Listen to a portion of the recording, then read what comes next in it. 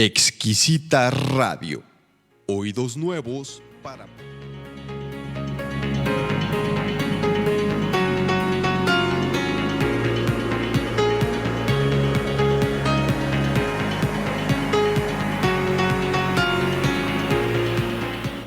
Metamorfosis, un espacio para las personas que anhelan transformar su vida. Descubre y reconoce el poder que tienes para hacerlo. Soy Lili Campos, acompáñame todos los viernes a las 6 de la tarde por Exquisita Radio. Tiempo de transformación, tiempo de metamorfosis. Comenzamos.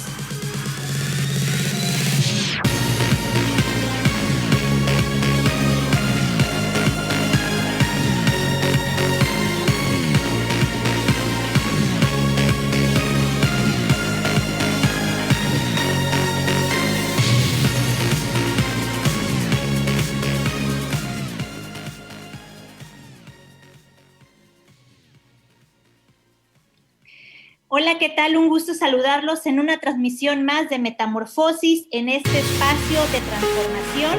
Y bueno, estamos transmitiendo en vivo a través de la Exquisita Radio. Tenemos unos invitados muy especiales de lujo el día de hoy para abordar un tema también que me parece súper importante, el tema de la cotización del agua en Wall Street. Ciertamente es algo que a lo mejor algunas personas podrían ver como un asunto lejano, sin embargo, a mi parecer, a mi punto de vista, pues no lo es tanto. Creo que es un tema que ya deberíamos empezar a discutir más y a profundizar. Y para eso tengo el día de hoy como invitado para poder charlar y abordarlo al doctor Ignacio Román, que tiene un doctorado en la Universidad de París, es licenciado en Economía por la UNAM y también es profesor titular del ITESO del Departamento de Economía, Administración y Mercadología. Doctor, ¿qué tal? Un gusto, muy buenas tardes. Lili, es un gusto estar contigo y con todo tu auditorio, a tus órdenes. Muchas gracias por aceptar la invitación primeramente. Y bueno, pues vamos a irnos de lleno ya al tema de discusión del día de hoy del programa, ¿no? Que es acerca de la cotización del agua en Wall Street. Ciertamente este asunto, pues como comentaba al inicio del programa, es algo que brincó mucho en las noticias, hubo como un revuelo, pero creo que ahorita otra vez ya se está medio aplacando el asunto, sobre todo cuando se observó que la nota central posicionaba este hecho más que nada para el estado de California en Estados Unidos. Sin embargo, me gustaría preguntarle, usted ¿qué opina al respecto? Pues como una persona que está adentrada en el aspecto de la economía, ¿cómo esto podría repercutir no solamente a México, sino al mundo en general? No, repercute y de hecho ha estado repercutiendo indirectamente desde hace décadas. A ver, mira, la economía se define como la disciplina o ciencia o como le quieran llamar, que administra recursos escasos. ¿Cuáles son los recursos escasos? Bueno, pues generalmente se advierte que son aquellos que tienen un precio. ¿Qué bien no es económico? Por ejemplo, la luz del sol o por ejemplo el aire que respiramos. Sin embargo, el agua, que generalmente también pudiera ubicarse en una lógica límite, en un sentido de ser un bien económico o no, pues ahora esto de la bolsa lo está empujando cada vez más a ser una mercancía más. Es decir, no un derecho social para la población, como la vida, sino una mercancía que se compra y se vende en cualquier lado. Indirectamente ya cotizaba, porque existen los mercados de materias primas, los mercados a futuro, como el de Londres, como el de la Bolsa de Comercio de París, como el de Chicago, que es el más importante de todos, y entonces se pueden, por ejemplo, cotizar las cosechas. Y entonces se dice, bueno, a futuro, dice una empresa, yo te voy a comprar a ti, empresa productora de alimentos, tu cosecha de maíz del año 2030. Y se fija el precio de aquí al 2030 y se compra. Y para producir ese maíz, evidentemente, pues se requiere agua. Y entonces eso genera una presión ambiental enorme. Y esta cosa que se le llamaba originalmente los forwards, estos mercados a futuro, en realidad existen desde el siglo XIX. La Bolsa, por ejemplo, de Comercio de París es del año 1900. Entonces, no es un fenómeno nuevo. Lo que sí es gravísimo en el sentido de que aquel sentido de a qué tenemos derecho los seres humanos pues cada vez tenemos derecho a menos cosas. Así es. Y en este caso, el agua. Ahí es donde yo quisiera centrarme en esa primera parte del análisis del tema. Entonces deja de ser un derecho, comienza ya a tener, al entrar en esta cotización de Wall Street ya deja de ser un derecho como tal. Y yo me acuerdo que dentro de las cosas que estuve investigando, no quiero sonar como una persona que está totalmente en contra del capitalismo, pero me acuerdo una expresión muy, muy contundente que decía, bueno, es que el capitalismo siempre te va a intentar vender, privatizar, o sea, mientras algo no tenga como, vamos a decirlo, un dueño concreto, es como tratar de posicionarse en eso y decir, bueno, pues ahora resulta que yo soy el dueño, y como ahora yo soy el dueño, pues entonces lo puedo ofrecer y ya lo puedo comercializar. Y es ahí donde, bueno, sí, pero ¿hasta dónde hay un límite? ¿Hasta dónde ciertos elementos o ciertas cosas ya no pueden o no deberían de trabajarse de esta manera?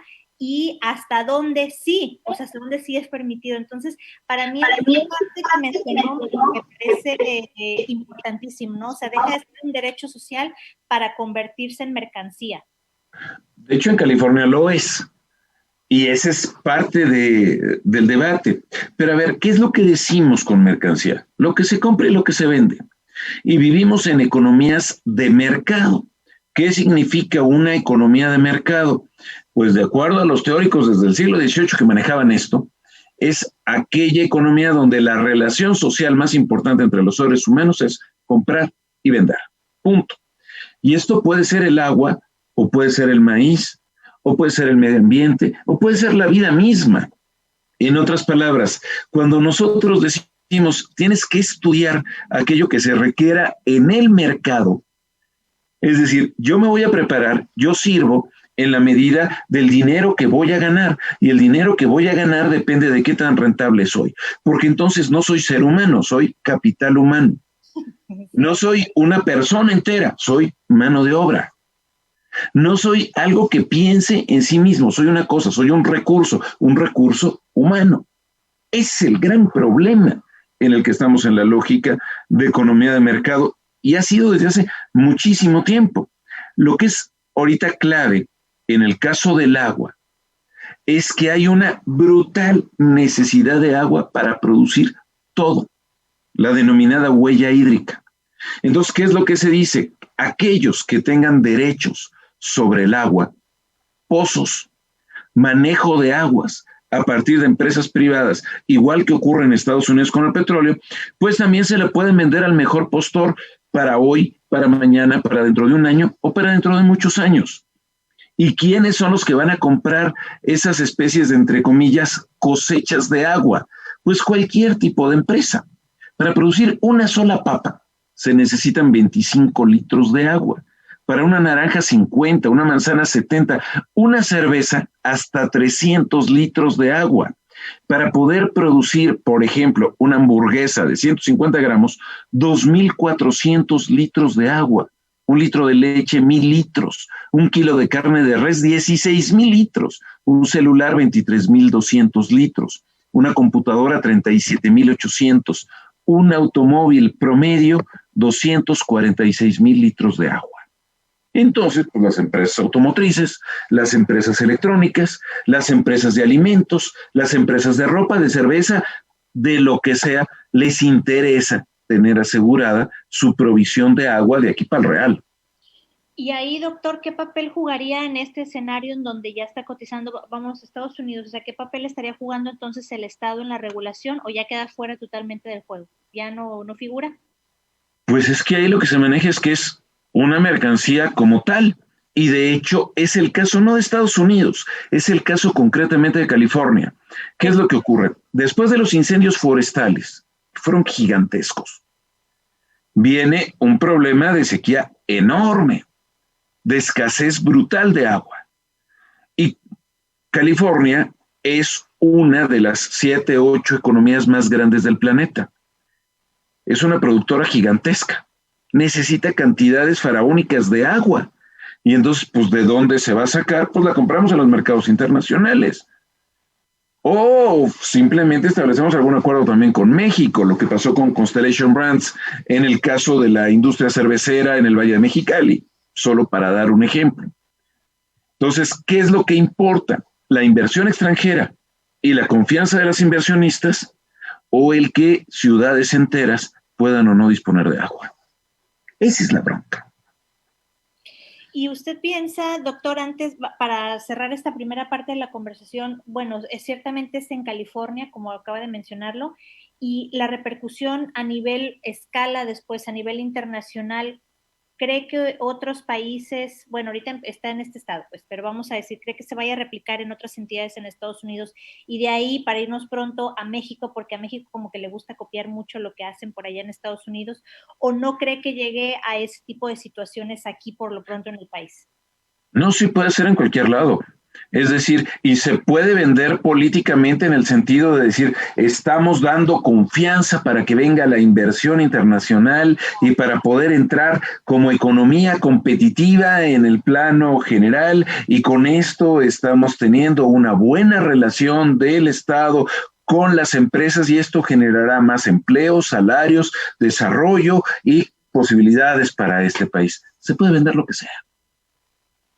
Es correcto, ese discurso ya lo hemos escuchado en otras ocasiones con otro tipo de políticas que quieren implementar, reformas también. Entonces, ante esta situación, antes de irnos al corte, doctor, ¿qué hacer con esta primera parte, con este, pues como aviso ya que está ocurriendo? ¿Qué hacer ante esto? Digo, ¿la ciudadanía tiene algún mecanismo, algo que podamos hacer o ahorita pues realmente no se puede hacer nada? ¿Qué opina usted? En el caso del agua en México, hace pocos años hubo justamente el debate sobre la ubicación del agua como derecho. Y bueno, pues parece que sí, tenemos el derecho al agua. De hecho, hay protocolos de Naciones Unidas establecidos al respecto. Pero ahí viene la pregunta, por ejemplo, ¿cuánta agua? ¿50 litros? O, por ejemplo, 200 litros, que es lo que se plantea para el área metropolitana de Guadalajara. ¿Y 200 litros para qué o para quién? Entonces, a mi parecer, el derecho al agua o el poder pelearlo implica justamente el poder establecer una estrategia de desarrollo que no sea hidrointensiva. Me explico. Requiere la misma cantidad de agua. Por ejemplo, la producción de maíz histórico, fundamental en México, base de nuestra cultura, que la producción de berries. ¿Por qué sustituimos masivamente producción de maíz por producción de berries? ¿O qué tienen que hacer en el área metropolitana de Guadalajara gigantescas empresas monopólicas hidrointensivas, como en el caso de industria textil, de industria cervecera o de industria lechera? ¿Cómo es posible que si se requieren 1,000 litros de agua para hacer 1 litro de leche, la principal cuenca lechera en México esté en una zona semidesértica? Claro. Como la de Torreón. Y que todavía esas empresas se hagan llamar socialmente responsables. ¿Me explico? Sí. Entonces, hablar de la defensa del agua no es el agua solamente como decir el lago o el río. Es decir, ¿a qué le apostamos para producir y para consumir como ciudadanos? No es solamente decir que llegue más agua con más presas. Es decir, ¿cómo nos organizamos para vivir mejor, no necesariamente con un uso mucho más intensivo de agua? Es que esto que usted menciona, doctor, es donde se pone por delante esta parte que usted decía de las inversiones y que está creciendo la economía y que están creciendo, hay más industrias, más empleo, pero ¿a costa de qué? Sin tomar en cuenta los recursos naturales. O sea, quieren abrir fábricas y empresas y todo, pero en zonas que no necesariamente son las indicadas para eso. Y creo que ya existía pues polémica por algunas compañías que querían en ese momento ellos abarcar ciertos territorios que de agua, pues que la gente no se dejó. A la industria minera, el fracking. Exacto, y que por ello no ocurrió. Pero ciertamente eso que menciona es un tema clave. Vamos a ir ahorita a un corte, doctor, y vamos a regresar después para seguir platicando con usted. Antes de ir al corte, me gustaría comentarles a las personas de la audiencia que nos están siguiendo que, bueno, pues tenemos ahorita las clases de regularización escolar abiertas, disponibles para las personas que quieran inscribir a sus hijos en la cuestión de lectoescritura. Si quieren que sus chiquitines aprendan a leer mejor en esta habilidad o en la parte de la escritura, bueno, pues tener más información ahorita aquí en el corte. Y también la cuestión de las clases de oratoria. Bueno, hay varios cursos que están disponibles, lo podrán ver a continuación en el corte y regresamos.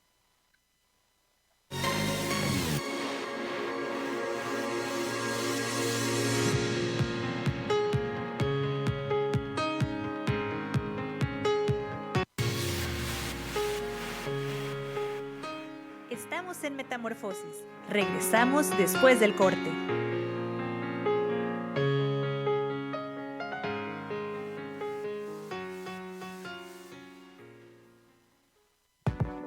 Exquisita Radio. Oídos nuevos para propuestas nuevas. Exquisita Radio.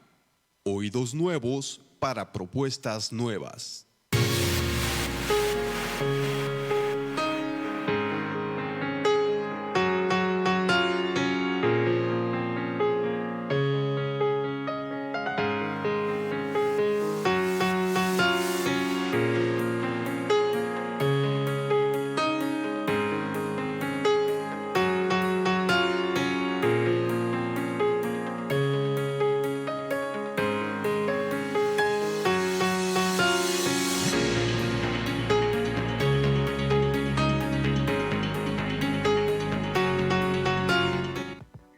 Exquisita Radio. Oídos nuevos para propuestas nuevas.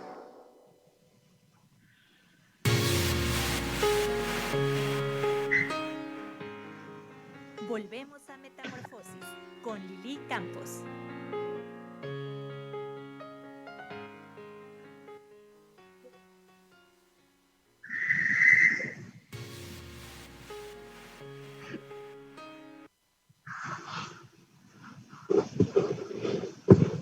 Ya estamos de regreso en esto que es Metamorfosis. Estamos transmitiendo en vivo en este viernes 18 de diciembre. Son las 6 de la tarde con 37 minutos por Exquisita Radio. Muchas gracias a las personas por el favor de su atención, a la audiencia y también a nuestros invitados, al doctor Ignacio Román, que estamos hablando el día de hoy acerca de la cotización del agua en Wall Street. Y bueno, continuando, doctor, con la entrevista, ¿cómo es que se fija, por ejemplo, el precio del agua ahora que está cotizando ahí en la bolsa? O sea, ¿existe algún tipo de dinámica? Supongo que sí. ¿Cómo es que se fijan los precios? A ver, normalmente, igual que en cualquier mercado bursátil, opera por vía de índices. ¿Qué significa eso? Se establece un momento, digamos, el día de hoy, digamos 18 de diciembre, y se dice, este es el momento cero. Y a ese momento cero le vamos a dar el valor de todos los productos de, digamos, 100. Un número simplemente al azar, pero generalmente se utiliza como referencia el 100. Y luego se dice, a partir de ese momento, todos los días, el agua, como cualquier otra materia, puede subir de precio 1%, 0,5%, 2%, lo que sea. Y al día siguiente volverse a modificar, y al día siguiente igual, y así sucesivamente durante años. Esos son los índices de las bolsas de valores. Es así como se construyen, por ejemplo, el índice de precios y cotizaciones de la Bolsa Mexicana de Valores. Entonces, ¿qué es lo que hacen? Las empresas, en la medida en que la gente quiere comprar acciones de esas empresas, por ejemplo, las que tengan disponibilidad de agua, dicen, en la medida que el precio del agua tienda a subir y que las empresas tengan más agua, pues entonces aumentará su cotización en la bolsa de valores y podrá aumentar el precio del agua. ¿A qué nivel? El que diga la oferta y la demanda. Si viene un incendio gigantesco, pues el precio del agua tenderá a aumentar. Si, por el contrario, se van empresas hidrointensivas a otro lado y no se requiere tanta agua, el precio del agua tenderá a bajar.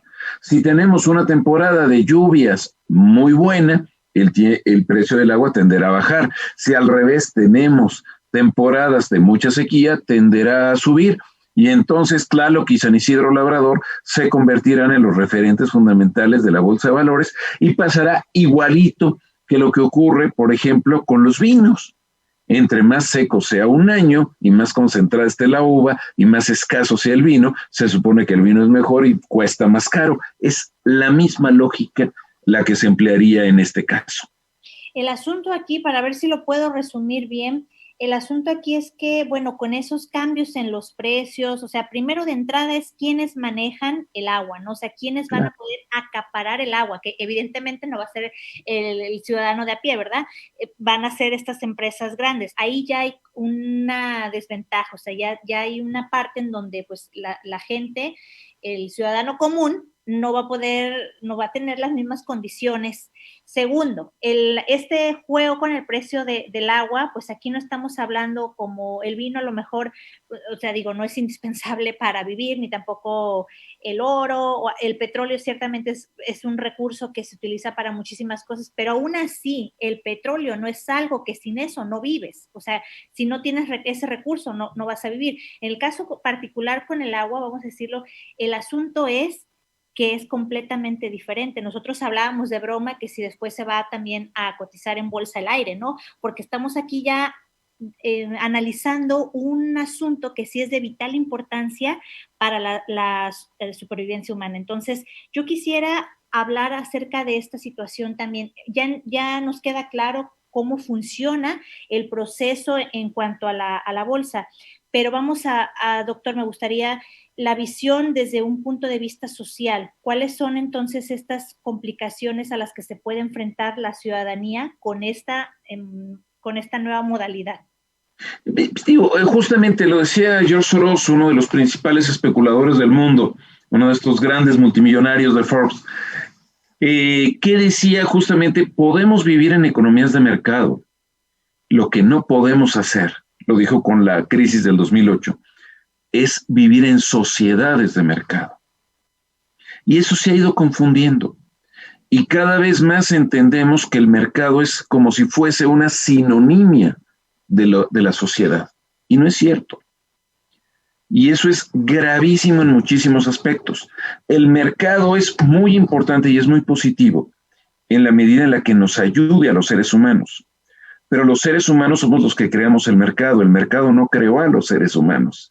Cuando ponemos el mercado por encima de los seres humanos, lo que estamos haciendo es despreciar al ser humano.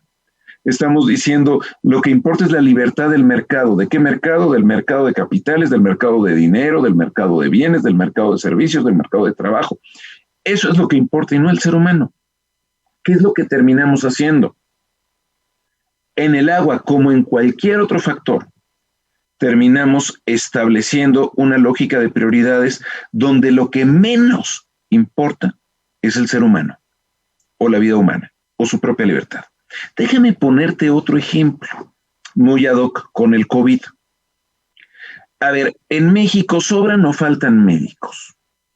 Si nos ubicamos en una lógica de mercado, sobran, porque ha habido una enorme cantidad histórica de personal médico y de enfermeras desocupados o bien trabajando en cuestiones que no tienen nada que ver con su profesión porque no encuentran trabajo.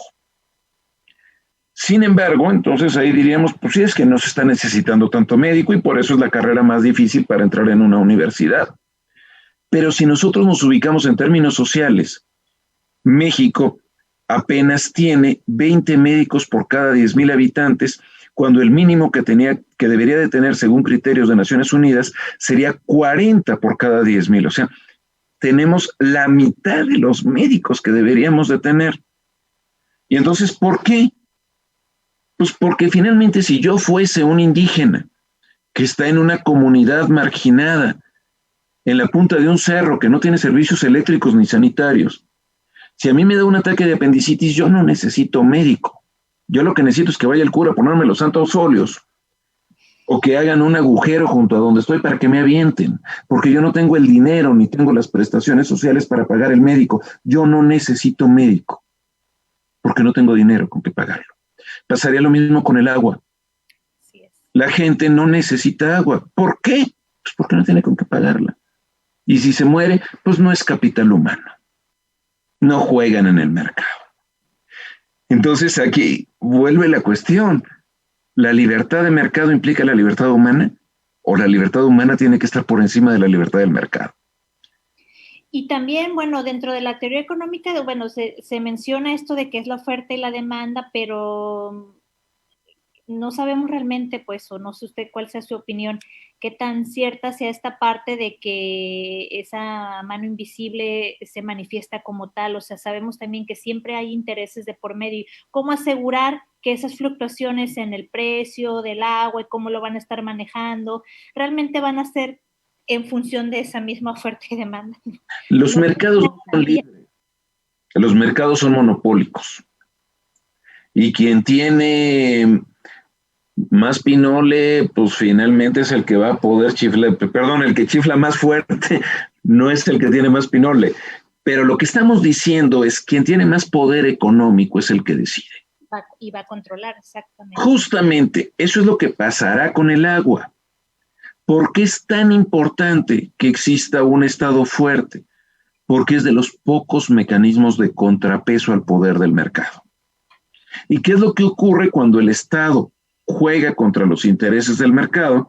Pues evidentemente los grandes dueños del dinero se enojan mucho.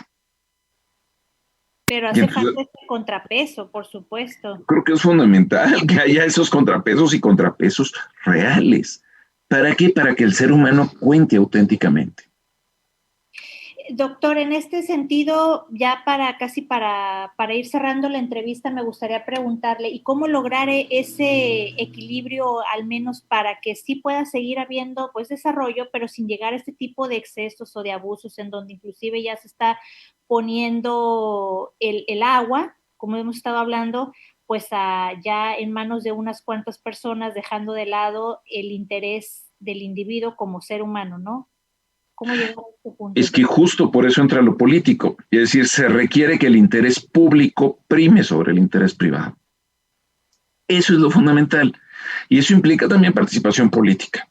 Y eso implica no dejarse llevar por la manipulación de opiniones económicas, sociales, culturales o ambientales que simplemente jueguen en favor de quien tiene más dinero. Porque además eso ni siquiera le ayuda a la inmensa mayoría de las empresas. Es decir, no estamos hablando de las empresas, estamos hablando de un puñado de empresas que son las que tienen el control de todo. Pero eso no es lo que le conviene a la inmensa mayoría de las micro, de las pequeñas, de las medianas, que también requieren el agua y que también requieren el poder desarrollar acciones que les permitan sobrevivir. En una lógica que tienda a favorecer simplemente intereses monopólicos, que es gran parte de los límites de los mismos Estados Unidos, pues la sociedad tiende al colapso. Por eso me parece interesante que Estados Unidos en este momento esté dejando de ser el centro del mundo y que ese centro del mundo se esté yendo para Asia y que países como China, como Corea, como Japón, que tienen niveles de concentración de la riqueza mucho menores y tienen un poder público mucho mayor, estén asumiendo el poder, estén asumiendo mayor relevancia. Y es lo que nos muestra que justamente una economía monopólica bajo el criterio de libre mercado no significa desarrollo. Significa que simplemente el ganador se lo lleva todo. Así es. Y de esa manera los países colapsan. Me encanta este cierre que dio ahorita, doctor. También ya nada más para concluir, me gustaría agregar, al rato a ver si nos salen con sé un emprendedor del agua, adquiere tus acciones por ahí también tú y conviértete en un súper emprendedor del agua.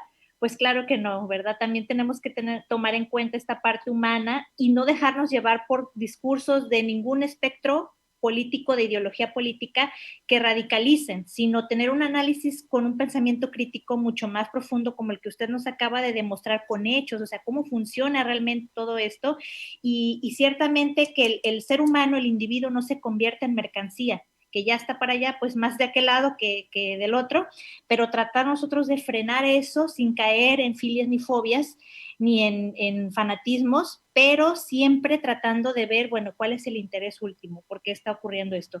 Doctor Ignacio Román, yo le agradezco muchísimo que haya estado el día de hoy. ¿Algo con lo que quisiera cerrar? Finalmente, lo que realmente vale es la dignidad de todos nosotros. ¿Y qué es la dignidad? Es simple y llanamente el reconocer que valemos por ser humanos, no por ninguna otra cosa. No por el dinero que tengamos, ni por los títulos que tengamos, ni por la apariencia que tengamos, sino simplemente por el hecho de existir. Si eso lo reconocemos, el agua debe de estar subordinada a esas necesidades, ni siquiera solo del ser humano, de la vida misma. Y si eso lo convertimos en mercancía, lo que estamos haciendo es que la economía se vuelva en una patraña, nada más. Doctor Ignacio Román, doctor por la Universidad de París, licenciado en Economía por la UNAM y profesor titular del ITESO, el Departamento de Economía, Administración y Mercadología. Muchísimas gracias por estar aquí en Metamorfosis. Le envío un abrazo y espero que esté con nosotros en próximas transmisiones. Lo mejor, un fuerte abrazo y saludos a todos ustedes y también a Claudia, a Tilili y a todos los compañeros. Muchas gracias, doctor. Vamos a ir un corte. Ustedes continúan aquí en Metamorfosis. Tenemos a nuestra siguiente invitada que va a estar buenísimo lo que vamos a estar platicando el día de hoy. Vamos a un corte rápido en esto que es Metamorfosis Radio y regresamos.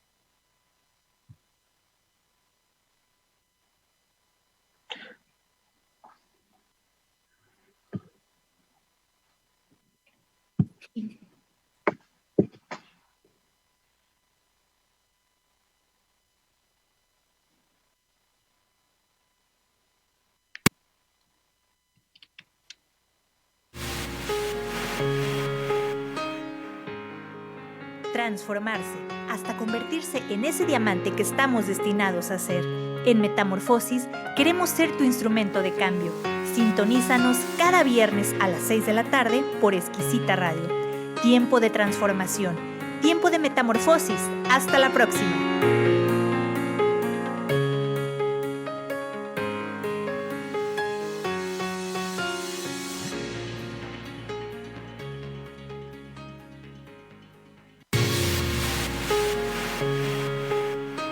Estamos en Metamorfosis. Regresamos después del corte.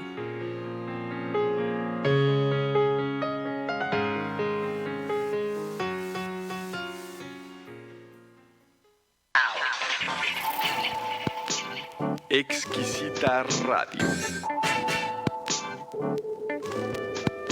Exquisita Radio. Oídos nuevos para propuestas nuevas.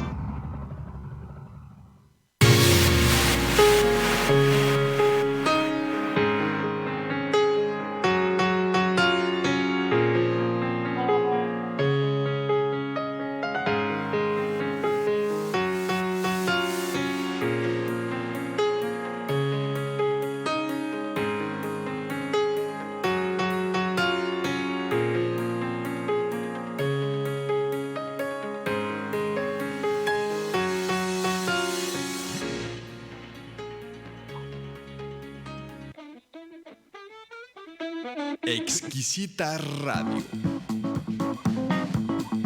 Oídos nuevos para propuestas nuevas.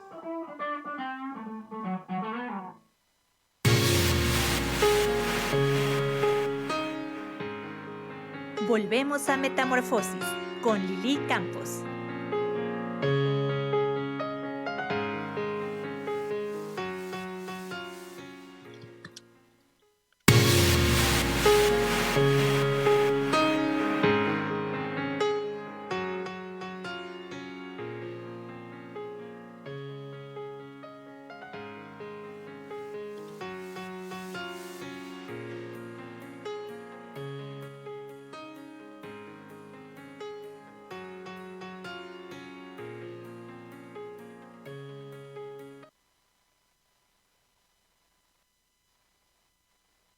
Ya estamos de regreso en esto que es Metamorfosis. Muchas gracias a las personas que continúan en la transmisión en vivos. Estamos aquí en Exquisita Radio transmitiendo para todos ustedes. Son las 6 de la tarde con 54 minutos en este viernes 18.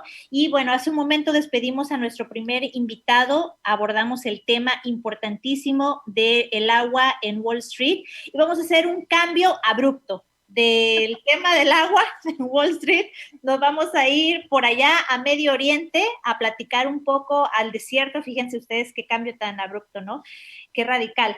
A platicar un poquito acerca de la historia y la cultura de la danza árabe, cómo es que surge este tipo de danza y específicamente cómo nos ayuda a nosotros para nuestra parte femenina y cuando estamos en una etapa muy bonita que es la etapa del embarazo. Para hablar de ello tengo a mi querida amiga Claudia Cortel, que ella es de Venezuela, profesora de danza árabe con 15 años de experiencia. Hola Clau, ¿cómo estás?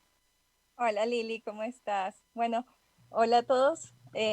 Mi nombre es Claudia Cortel y sí, soy venezolana, pero ya tengo un tiempito residiendo aquí en Guadalajara, ya 4 años, ¿no?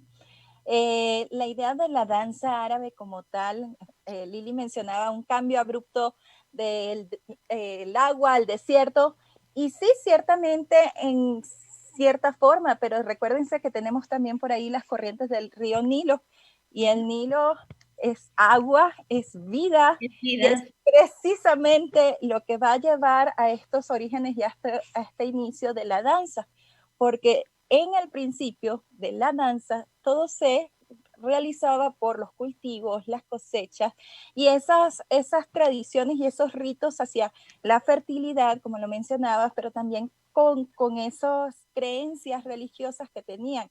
Y obviamente el río Nilo era de suma importancia porque gracias a él tenían las cosechas. De hecho, el calendario se basaba en lo que era la afluencia y la sequía del río Nilo en esa época, ¿no? Entonces, bueno, vamos a iniciar un poquito sobre qué es esa danza. Cuando hablamos de danza árabe, realmente estamos hablando de un concepto muy amplio, porque danza árabe involucra demasiados países del Medio Oriente.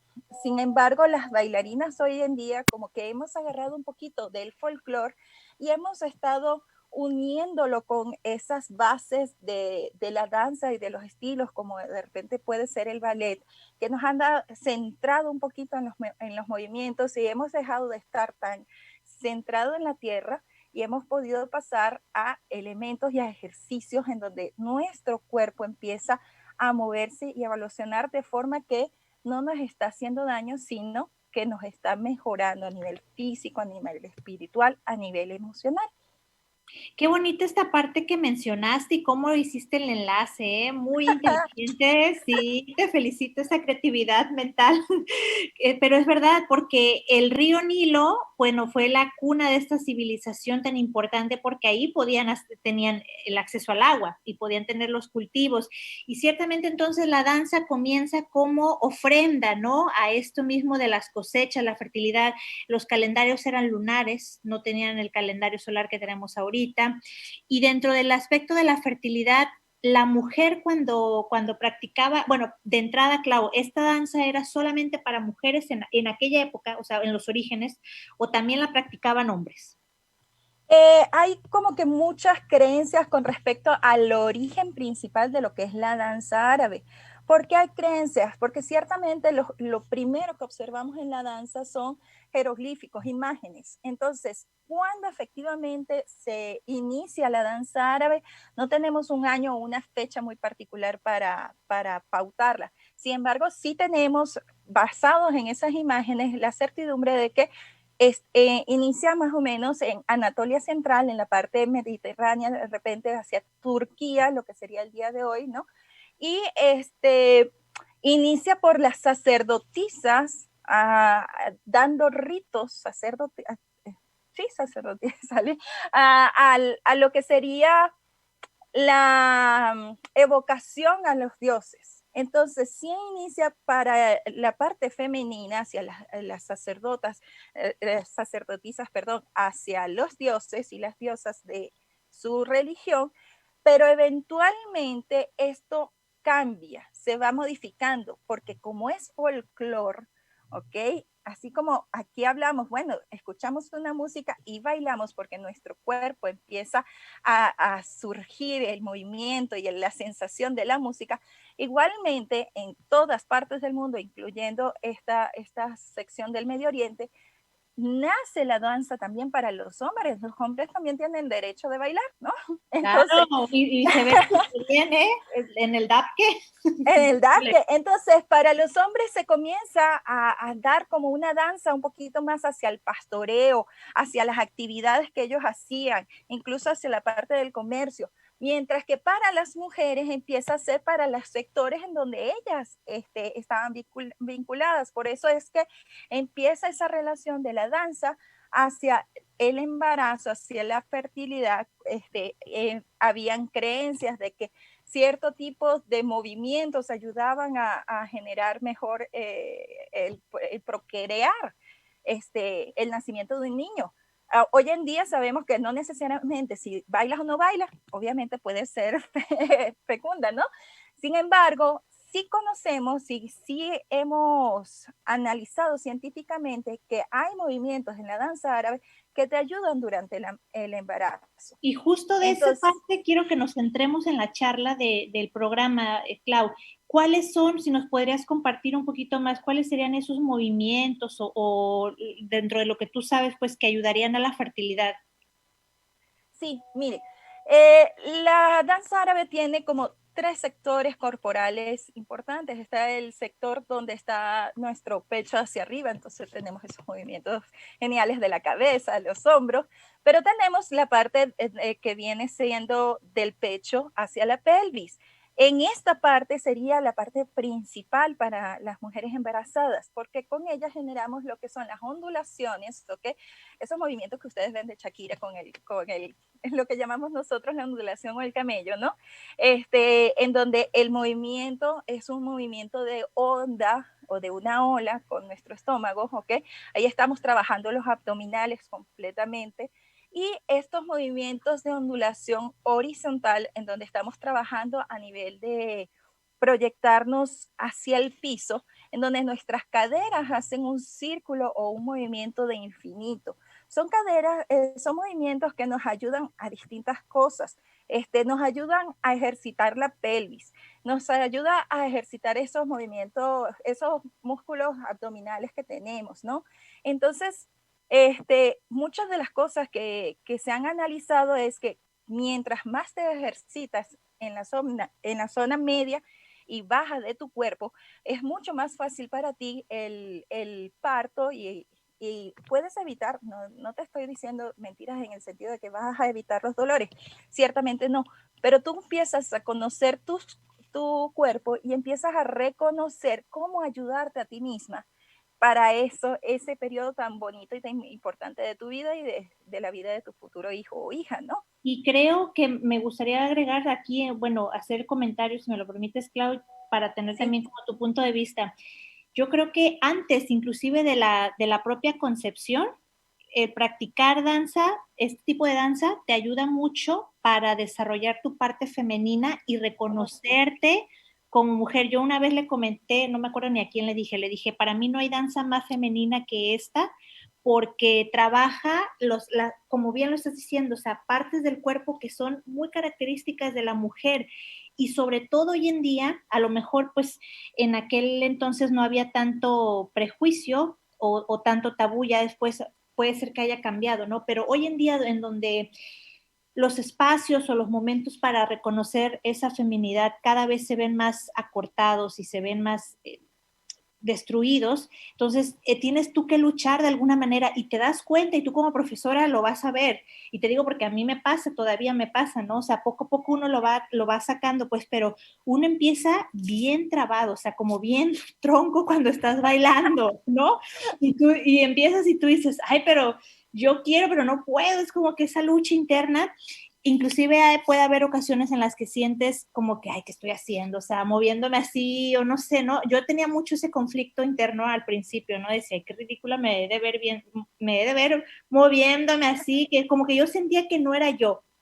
Hasta que ya después pasó un tiempo y dije, pues claro que soy yo, si no, no lo estaría haciendo. O sea, es una parte no reconocida de mí, porque no eres solamente como una parte a lo mejor, no sé, la parte que proyectas a la gente, ¿no? A lo mejor más formal o que tienes otro tipo de actividades.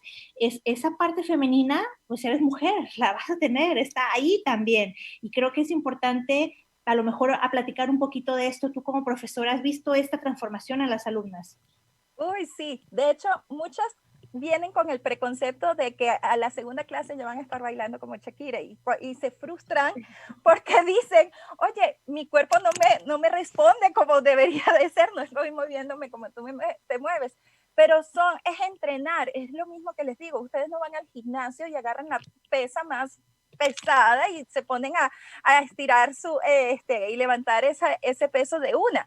Uno tiene que entrenar el músculo y son músculos que nunca han usado, porque uno dice, ay, que existen. Yo sé usar los hombros y resulta ser que el hombro tiene el omoplato que tienes que mover en 6 sectores. Entonces tú dices, es que el hombro se mueve en 6 partes. Sí, se mueve en 6 partes y hasta en 8 si es necesario. Pero son músculos que nunca has entrenado y que tienes que entrenar poco a poco. Y eso de lo que hablas de la feminidad también es sumamente importante. Yo siempre me voy a acordar de la película Memorias de una geisha, cuando decían, cuando te transformes, con una mirada vas a lograr parar a alguien. Pues con la danza es lo mismo. O sea, uno sin necesidad de mover su cuerpo, con tan solo la mirada, de repente un toqueteo de la cabeza y un poquito de danza de la mano y ya enamoraste al público, porque es una conexión de la música con tu persona. Entonces eres tú, es el poder de la feminidad contigo, te enlazas con la melodía, te enlazas con la percusión o con el tambor y te conviertes en otra persona totalmente. Y creo, Clau, bueno, ya lo vamos a ir discutiendo, creo que en la primera parte, o sea, cuando tú, es como un despertar, cuando tú despiertas esa primera esencia, poco a poco en la vida vas reconociendo otras áreas de la feminidad también, pero antes de ver esas otras áreas necesitas primero, o sea, como hacerte consciente, traerlo a conciencia, despertar esa parte femenina, porque estás como, a lo mejor estás como medio ciego, no, ni siquiera te das cuenta que lo tienes bloqueado. Y tú dices, y ahorita me acuerdo que, por ejemplo, está esta parte donde dicen, ay, es que que luego no pueden salir embarazadas, y le dice, pues es que no intentes, o sea, no te obsesiones, como que si fuera, haces de todo y ya no sabes qué más inventar para poder, lo primero, o sea, pues como que relájate, ¿no? O sea, velo como un asunto, no de una competencia, como que tiene que ser, porque si no es ya, entonces no va a ser nunca, o sea, relajarse. Y así como ese comentario que te hago ahorita, ese pequeño detalle, hay muchísimos que poco a poco, en vez de fluir y en vez de irlo como primero que nada disfrutando, lo quieres forzar. Entonces, me parece que ese aspecto es un primer reconocimiento y acercamiento a la parte femenina, a reconocerte tú, y ya de ahí van saliendo otras cosas también hasta de la propia creatividad. Sí, no, realmente la mujer es un ser impresionante, impresionante porque es un ser generador de vida. Nosotras con la danza árabe, una de las cosas que me llama más la atención de ella es que no, permite muchas personas bailar, no necesitas, porque este es otro patrón, no tengo que ser flaca para bailar, no. O sea, puedes tener el cuerpo que quieras realmente y bailar. Lo importante es cómo te sientes tú. ¿Eres feliz? ¿Te aceptas? ¿Te quieres? Y eso es lo que te hace bailar y eso es lo que te hace que el escenario te ame. No si eres gorda, flaca. El patrón de la belleza oriental es un patrón gordito, si vamos a rellenito. No es una belleza de Hollywood, es otro tipo de belleza. Y cada belleza está con un patrón dependiendo de su cultura, de su sector. Entonces, de repente nosotros vemos un griego y es una narizota. Entonces, no, quiérete a ti misma y siéntete feliz. Y una de las cosas que me gusta de la danza árabe es precisamente que te permite desarrollar la creatividad, porque tenemos fusiones y de repente entonces escuchas un tango árabe o escuchas una canción que es flamenco árabe o escuchas una salsa árabe y entonces están generando distintas cosas que con tu imaginación y con conceptos aprendidos de los pasos básicos de la danza árabe, con los pasos de otro tipo de danza, empiezas a crear. Entonces es un generador además de tu propia creatividad e imaginación y no te sientes limitada, puedes expandirte, ¿no? Y eso que mencionaste de la sensualidad es bien relevante porque efectivamente la sensualidad no tiene que ver con el físico, eso es un asunto más psicológico y de juego de la seducción y cómo te aceptas tú y cómo te sientes y ese mismo halo de misterio que existe en los, por ejemplo,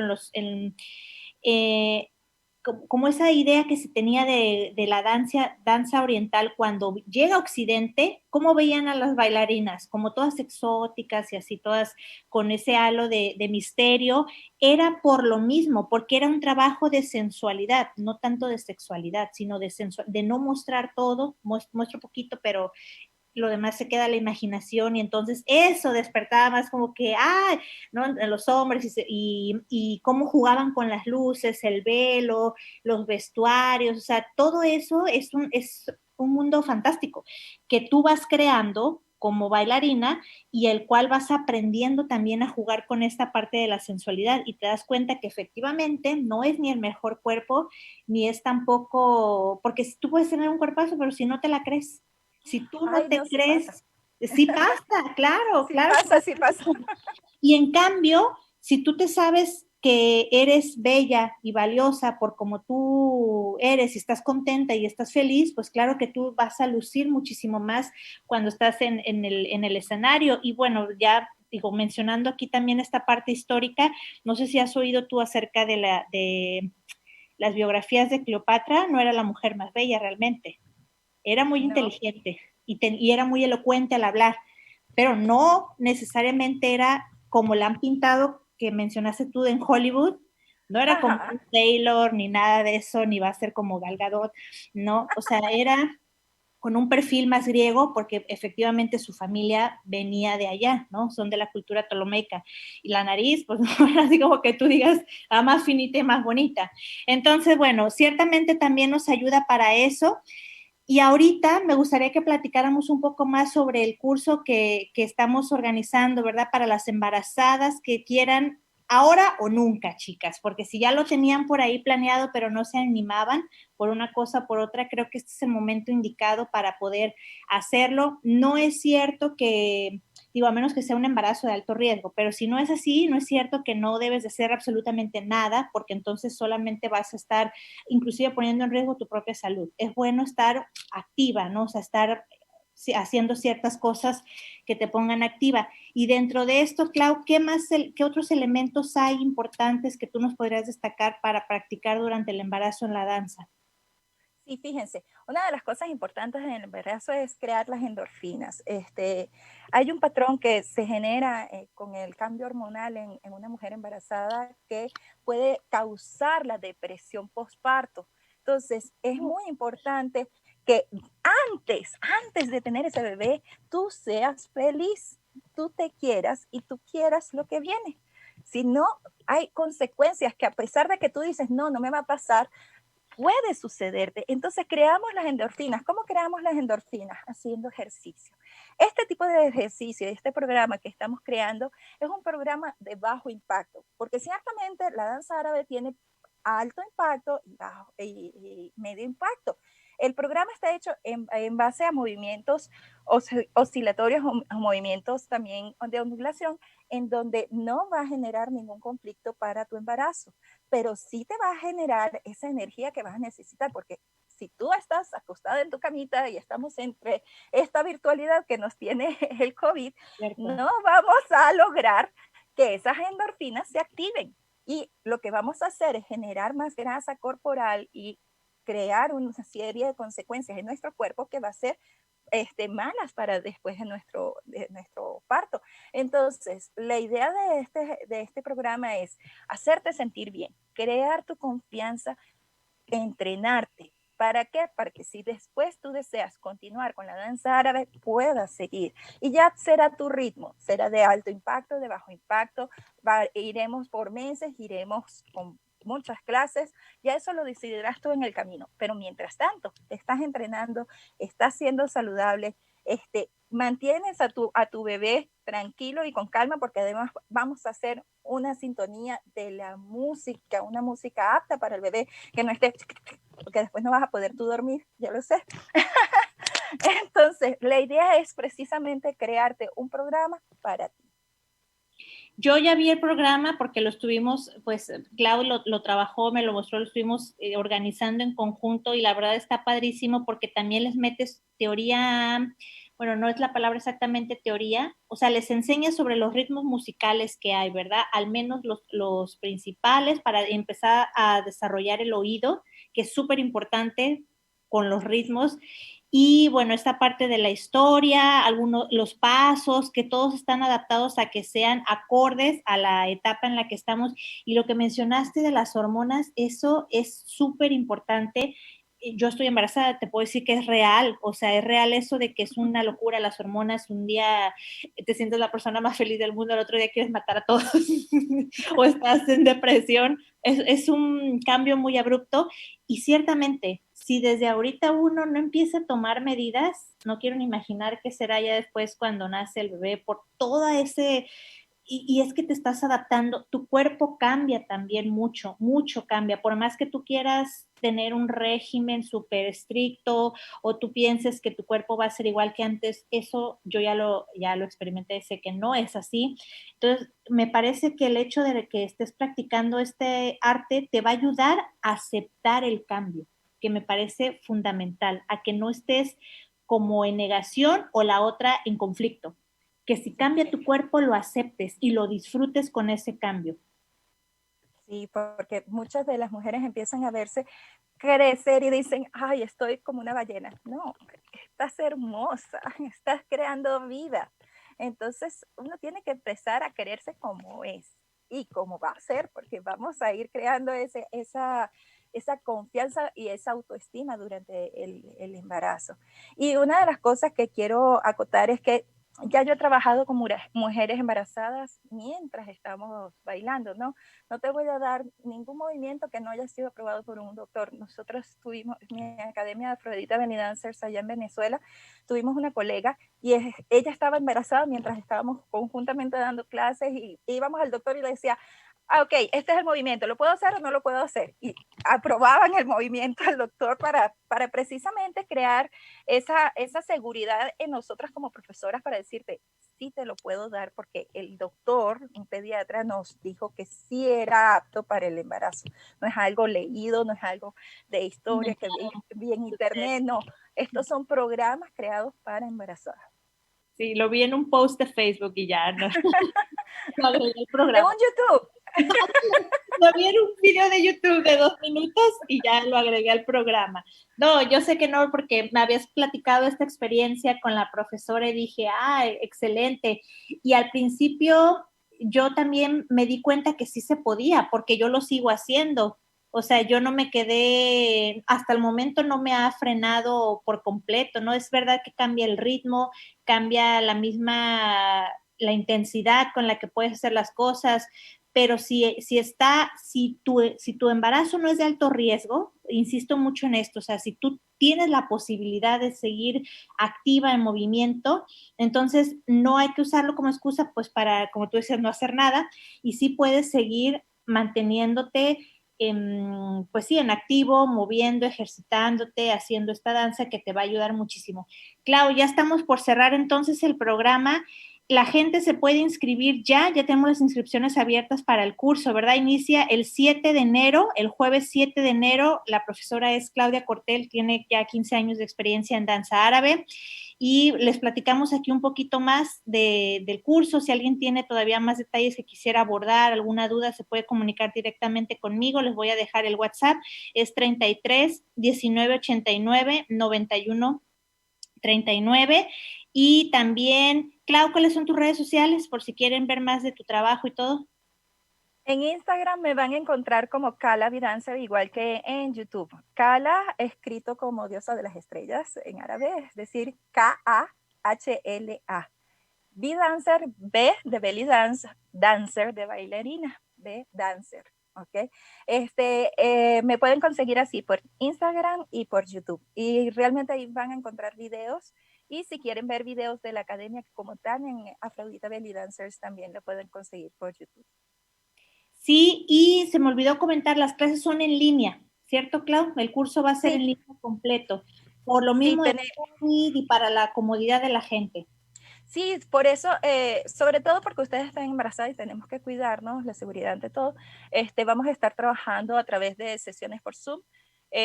Serían un total de 8 sesiones. Y la idea es trabajar, a pesar de que estamos en casita, de forma personalizada. O sea, no te estoy haciendo una clase por Facebook en donde no te voy a estar viendo. No, te voy a estar viendo, te voy a estar corrigiendo, te voy a estar ayudando para que no hagas un movimiento que te vaya a causar daño, ¿ok? Y te voy a estar promoviendo la parte de la audición y la parte del conocimiento con respecto a la danza y a los ritmos que vamos a ver y trabajar en este curso. Yo ya tomé clase contigo hace poquito y ciertamente no es así como que tú estás bailando y pues sabe Dios quién te esté viendo, si te haces caso o no, si lo estás haciendo bien o no. Creo que esta parte es importante en donde tienes la atención y la persona está realmente al pendiente, sobre todo con este asunto de que hagas bien el ejercicio para evitar que vaya a haber algún riesgo, que ya lo hiciste mal o cualquier cosa. Entonces sí es estar atentos. También no hay espacio como para muchísima gente, a pesar de que sea en línea, tampoco queremos que se sature porque entonces ya no se podría trabajar con ese objetivo que estás mencionando, Clau, de la personalizada, de la atención personalizada. Y bueno, iniciamos el 7, dura 2 meses, ¿verdad? Ya mencionaste, son 8 sesiones, 2 meses, estaría terminando a finales del mes de febrero. Y hay una promoción. San Valentín. San Valentín, para que pongamos en práctica ahí los pasos. Y tenemos promoción también para la gente que se quiere inscribir antes del 4 de enero, les sale más barato y hay otra promoción del 2x1. A las personas que estén interesadas, pues se comunican directamente conmigo y ya les paso todos los detalles, así como el temario completo de lo que se va a ver en cada sesión, bien detallado aquí por la maestra Clau. Pues Clau, muchísimas gracias. No sé si tengas algún último comentario o con esto sería todo por decirnos acerca de la danza, los beneficios para el embarazo, el curso. No, gracias a ti, Lili. De verdad que espero que todas las personas que me estén escuchando, ya sean que estén embarazadas o no, se acepten, se quieran y sean felices. Y una de las cosas para lograrlo, siempre he dicho, es el baile. Hay una frase de un profesor que me encanta, es Samir Taleb. Él dice que para bailar solo se necesitan 2 piernas, ¿no? Yo voy más allá de eso y digo, para bailar solo se necesita alma. Si tú tienes alma, eso es todo. Cierto, porque está el proyecto de Belly Will, lo conoces, ¿sí? Muy bonito, que son las bailarinas en silla de ruedas, donde están haciendo los movimientos solamente la parte del torso y manos y cara y todo. Es un proyecto muy bonito. Pues muchas gracias, Clau. Antes de concluir el programa, también les recuerdo los cursos que tenemos. Bueno, ya escucharon, está que es de danza árabe, especial para embarazadas, nivel principiante. ¿Y por qué principiante? Porque si les gusta, pues ya se pueden quedar ahí, pueden darle seguimiento, continuidad, que también les va a ayudar a esta parte de la depresión del posparto, que se despejen, tengan lo de las endorfinas, una nueva motivación también de recuperar a lo mejor la figura, se sientan saludables, aceptadas y sobre todo, pues, queridas por ti misma, ¿no? Por ellas mismas. Tenemos también el curso de clases de regularización escolar para los niños de primaria, que es para que puedan mejorar su técnica de lectura y de escritura, o si tienen problemas por ahí de que, pues, están batallando con esto, bueno, pueden también al mismo WhatsApp que les pasé, ahorita por aquí se los dejo, 33 19 89 91 39, y el curso de oratoria en línea también están las inscripciones abiertas, se pueden inscribir, incluye material sin cargo extra y la constancia también. Bueno, pues ahora sí me despido. Muchas gracias por su atención. Nos vemos en una próxima emisión. Recuerden que es aquí en Exquisita Radio. Soy Lili Campos. Gracias a nuestros invitados, pero sobre todo a la audiencia y gracias a Ricardo Robles que estuvo en controles. Un abrazo a todos. Hasta la próxima.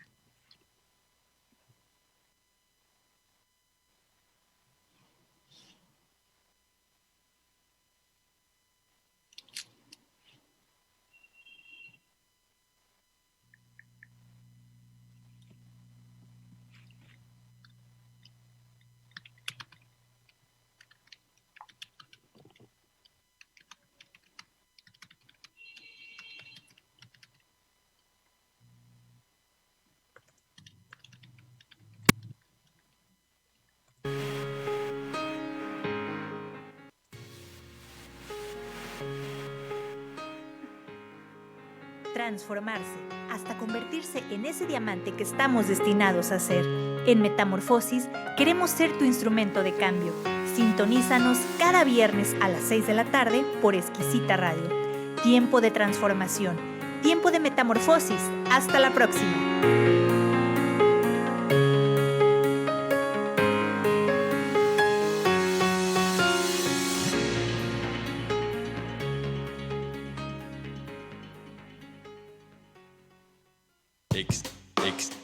Exquisita Radio.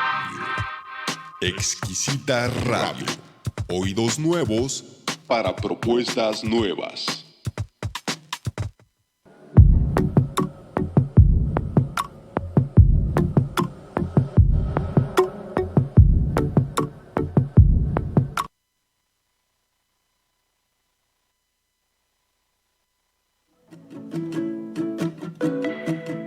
Si necesitas productos para regalos o uso personal, en Variopinto te ofrece y garantiza artículos de calidad a buen precio e indudablemente bonitos.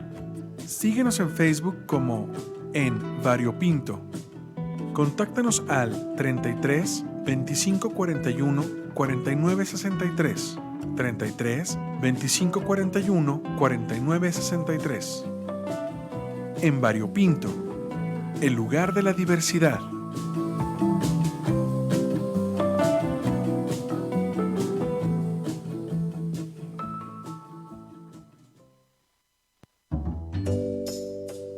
Eres especial y tus seres queridos también.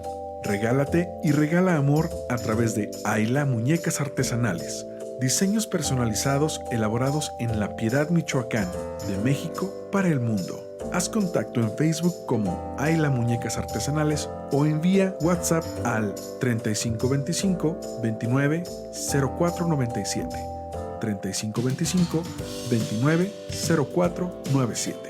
Ayla Muñecas Artesanales. Un detalle único de amor creado para ti.